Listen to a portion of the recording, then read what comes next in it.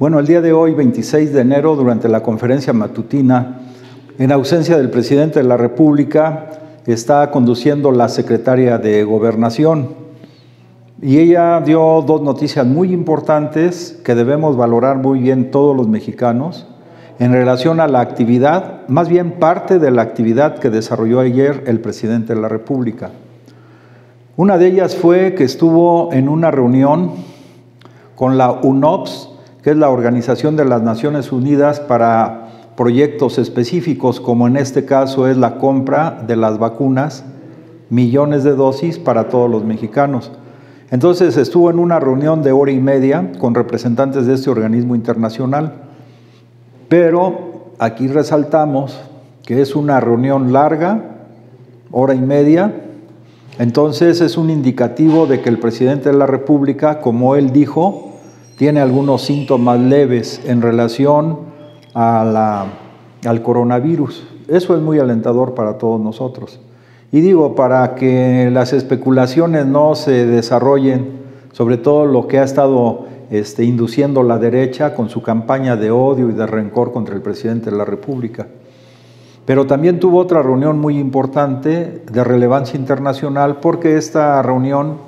por vía electrónica pues también fue noticia mundial.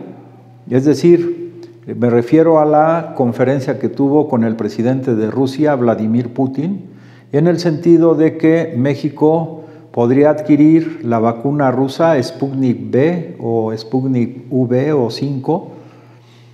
que se pueden obtener hasta 24 millones de dosis para México, y que además el gobierno mexicano tiene los recursos suficientes, sin necesidad de adquirir una deuda externa, para poder solventar los gastos de la adquisición de este número de vacunas, que es altamente significativo, son 24 millones. Entonces esto expresa, desde mi punto de vista, que a pesar de que el presidente de la República está, digamos, cuidándose para solventar con éxito el tema del coronavirus, él sigue pensando en el problema central que ahorita aqueja a toda la humanidad, que es el tema de salvar el mayor número de vidas, en este caso de mexicanos, con la aplicación pronta de la vacuna contra el coronavirus. Ahora bien, también refleja una actitud plural de parte del presidente de la República, en el sentido de que ya se han adquirido vacunas de una empresa occidental, Pfizer,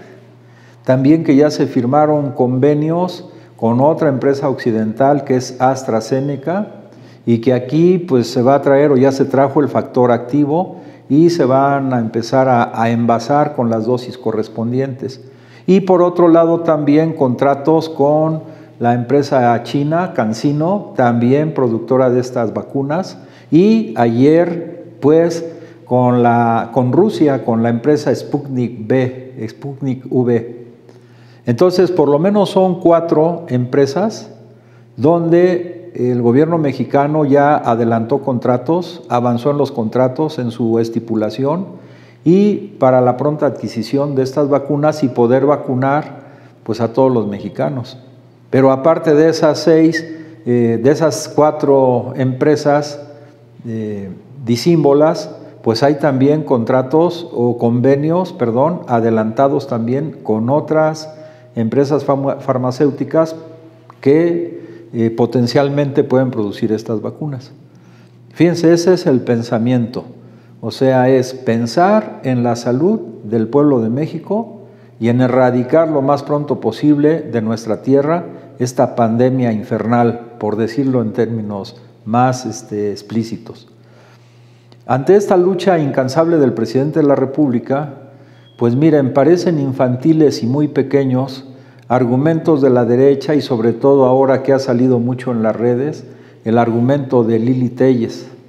O sea, Lili Téllez pues es una senadora que llegó por parte de Morena,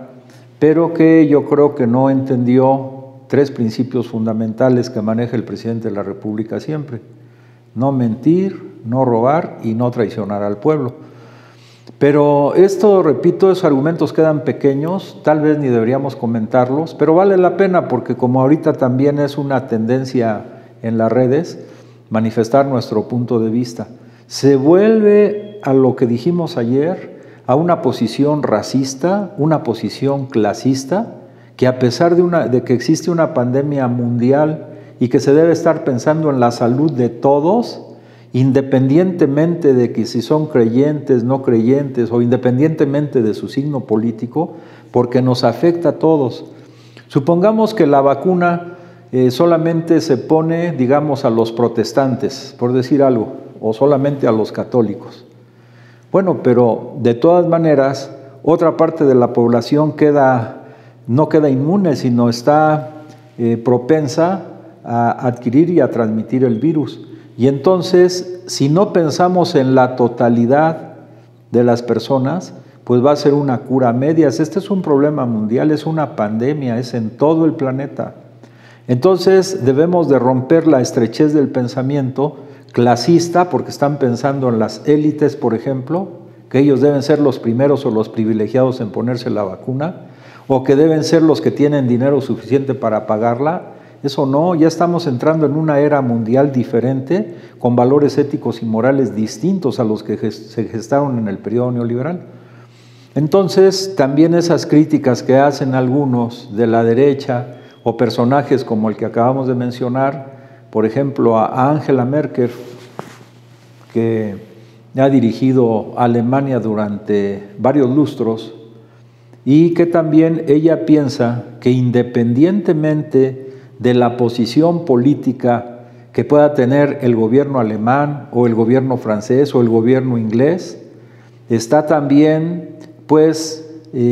hablando en el sentido de que si se obtiene la vacuna rusa, se deben de dejar de lado los calificativos de orden político y sectario, porque esto nos enseña que pueden convivir y que pueden coexistir países que tengan distinto régimen económico, político y social ante un problema tan fuerte como es la pandemia universal. Y esto es muy claro porque miren, por ejemplo, en el tema de la vacuna rusa, pues la ha adquirido en América Latina, por ejemplo, Paraguay. Y Paraguay no es un gobierno que digamos democrático, progresista, o sea, estaba en años recientes un presidente con tendencia de izquierda, democrático, progresista, y vino un golpe blando y lo quitaron del poder. Y prácticamente se retrocedió, no al extremo de los más de 30 años de dictadura de Stroessner en Paraguay, pero sí hubo un retroceso en la actividad democrática del pueblo paraguayo. Y sin embargo, el gobierno de Paraguay, bueno, está haciendo negociación para adquirir la vacuna rusa. Por otro lado, gobiernos como el de Argentina, que además él ya firmó sus contratos para la Sputnik V, que es de tendencia progresista democrática, es muy diferente al gobierno paraguayo. Y ahora el Bolivia, bueno, que recupera el pueblo boliviano después de una noche oscura con los grupos profascistas que se autoproclamaron también la presidenta de Bolivia, pues son gobiernos, Argentina y Bolivia, distintos al gobierno de Paraguay. Y sin embargo, pues ambos gobiernos, independientemente de su signo político, están adquiriendo esta vacuna. En Europa, pues también, o sea, países de distinta tendencia, y en África, por ejemplo, Argelia es un país que ya también hizo las negociaciones con la vacuna rusa. En el caso de Europa y la parte de Asia o del continente euroasiático, pues también hay algunas repúblicas que pertenecieron en el pasado a la Unión de Repúblicas Socialistas Soviéticas, como por ejemplo Bielorrusia o Azerbaiyán o Tayikistán, que también están en esas negociaciones, y también Palestina. Pero aquí repito, no importa la nacionalidad de la vacuna, el origen de la vacuna o el gobierno o su orientación o la orientación política del gobierno que dirige esos países, sino lo que importa es la efectividad clínica de las vacunas. Y entonces México, pues digamos, ha dado muestra a nivel internacional de este pensamiento, que se opone lógicamente con las actitudes sectarias, viscerales de derecha de algunos voceros, como en este caso de Lili Téllez. Pero repito, vamos a dejarla ya de un lado, porque esa actitud sectaria, grosera incluso, pues no está a la altura de los valores éticos y morales elementales de nuestro pueblo. Pero insisto, el presidente de México está en esa pluralidad, por llamarle así, de gobiernos que están produciendo y proporcionando las vacunas, o de empresas que lo están haciendo. Y digamos, son tan diferentes China y Rusia con respecto a las empresas occidentales, norteamericanas o inglesas. Muy diferente. Pero aquí es unificar esfuerzos, y creo que el ejemplo que está dando a México al mundo es muy importante, porque también, como lo ha recordado el presidente de la República, hubo una iniciativa del gobierno mexicano encabezado por Andrés Manuel López Obrador para que no hubiera monopolio en la distribución de estas vacunas a nivel internacional y que la pudieran adquirir todos los países, sean muy poderosos desde el punto de vista económico, o sean en su desarrollo, o sean países con muchas limitaciones económicas. Por eso ahora que Pfizer, por ejemplo, retrasó la entrega de algunas vacunas al gobierno mexicano, pero entendiéndose que también se están distribuyendo a países con menos posibilidades económicas que las de México, pues hay un entendimiento y una comprensión. Entonces, se está desarrollando en este momento en el mundo una gran revolución cultural. Y en esa gran revolución cultural, uno de los países que está poniendo, digamos, un grano de arena mayor, pues es nada más y nada menos que México, de lo cual debemos estar muy orgullosos. Y además hay que recordar que este año se cumplen 200 años de la consumación de la independencia de México, y el presidente de la República ha anunciado que se va a invitar a infinidad de pueblos originarios de todo el mundo, lo cual va a constituirse México como un país o como un mosaico, digamos, pluricultural, donde no nada más es que vengan, se retiren y ya efímeramente nada más se quede el recuerdo efímero de ellos. No, sino que seguramente se va a hacer una memoria y a partir de ahí habrá acuerdos, convenios, difundir la cultura de estos pueblos originarios, pero nuestro país va a ser este año el corazón del planeta en cuanto a la diversidad cultural. Pero esto entonces, repito, requiere y estamos en una lucha muy intensa, que podríamos decir estamos en una revolución cultural, tanto en México como a nivel planetario. Adicionalmente a eso estamos en una lucha muy intensa, es una lucha ideológica muy profunda, donde estas actitudes pequeñas, sectarias, torpes incluso, groseras, de personajes de la derecha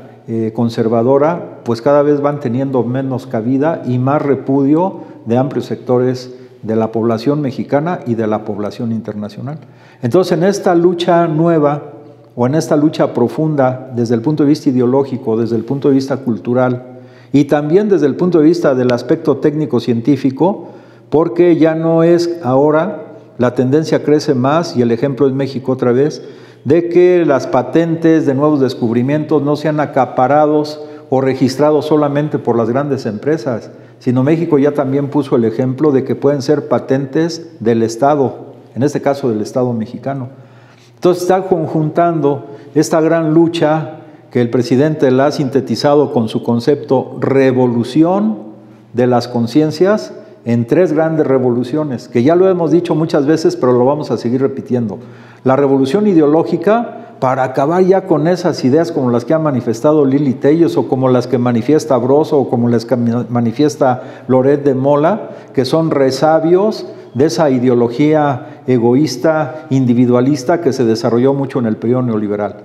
Y también estamos en una gran revolución cultural donde se trata de resaltar los mejores valores de los pueblos ancestrales de México y de otras latitudes del planeta.